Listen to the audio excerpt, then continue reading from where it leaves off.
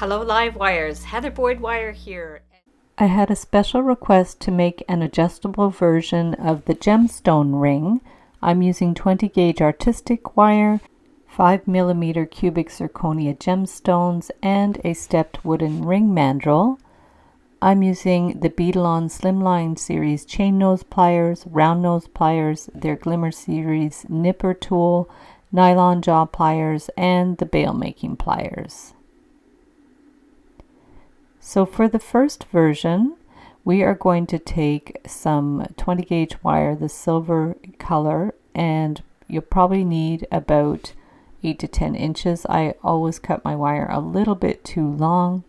So we're going to make a circle with the bail making pliers and check it's the right size. For the gemstone, I'm going to go to the second size loop, which is a 3mm diameter. So now we're going to just make a loop with the end of the bail making pliers, and then we're going to just keep bringing the wire around.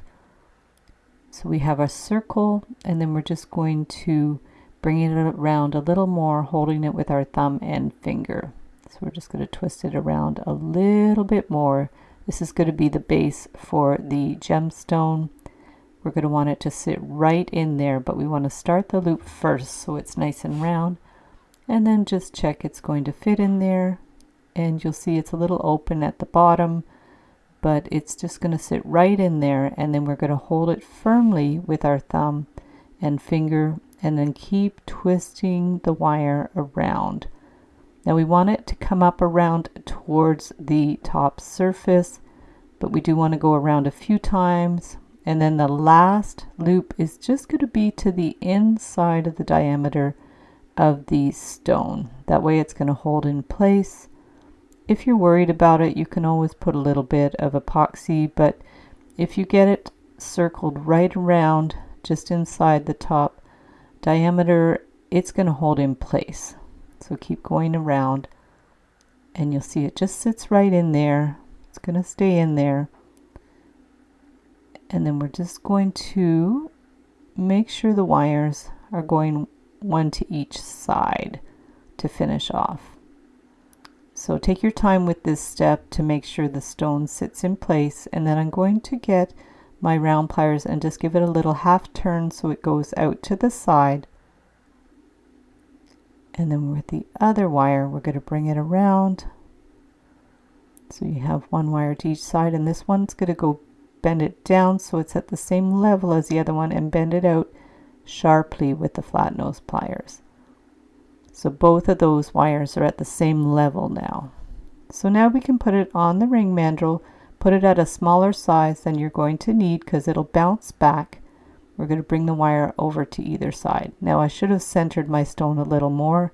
One of my wires is a little short, but it's just trial and error sometimes with that. So now we're going to take the round nose pliers and bring the wire to the side. It could be right at the center back, or you can overlap these ends if you prefer. So we're going to have it at around the center back, and then we're going to bring the wires back towards the front, curve them around the ring mandrel. So those wires will come towards the gemstone. Now we want to hold it with the chain nose pliers and bring the end around right beside the gemstone. And then after that, we're going to have to clip it flush. You'll see that one of my wires is a little long, and one of them ended up being a little short. So the short one's a little harder to manipulate. So cut your wire too long if you're worried about it. We're going to bring that end around to finish it to the other side of the gemstone, and just pinch it in there. So we have both wires to either side of the gemstone. Put it back on the ring mandrel to make sure it's nicely adjusted, nicely curved around. Just squeeze it in there. You can hammer it a little bit if you want it to firm up the wire. And there you see it has a nice little opening at the back, so it will be adjustable.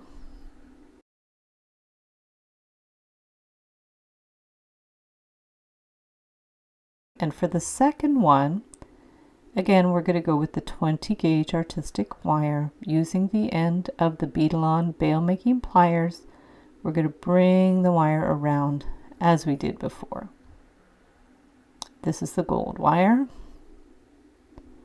And we're going to continue to bring the wire around so we have a base for our gemstone. Just holding it with a thumb and finger, twisting it around. Make sure the gemstone's going to fit. Just check that it's positioned well.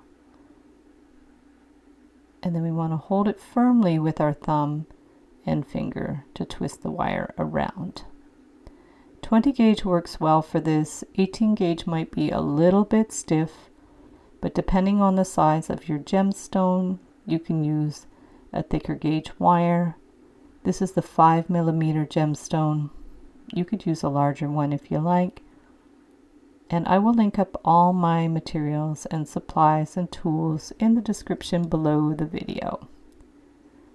So as before, we're just bringing the wires around to either side and then doing our little half turn to make sure the wires are out to either side. Make sure the stone doesn't come out.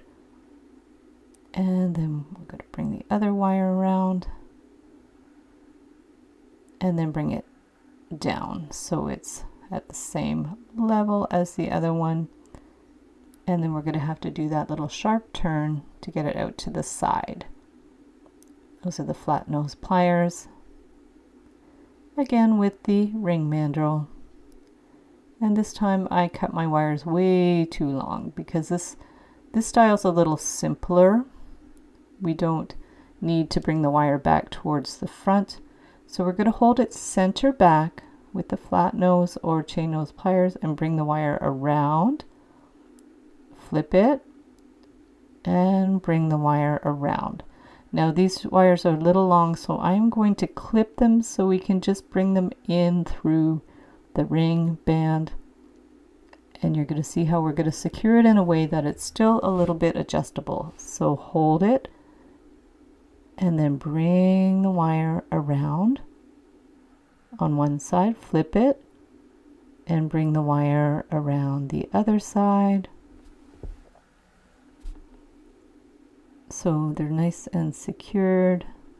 Adjust them a little bit as you need.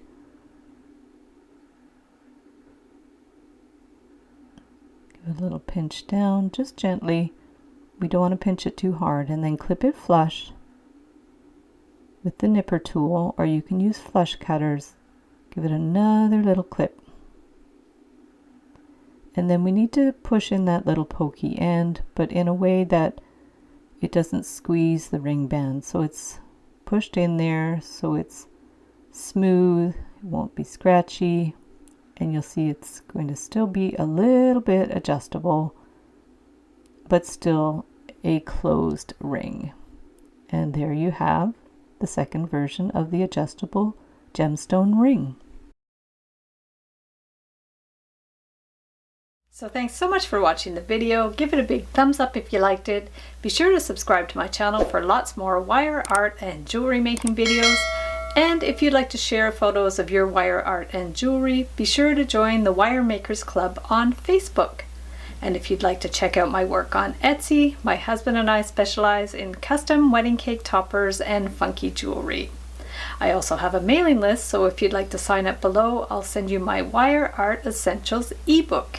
You can get the templates in my Etsy DIY shop. Be sure to use the coupon code SAVE25 to save 25% when you purchase 5 or more templates, tutorials, or ebooks in my shop. So thanks again for watching, and we'll see you the next time.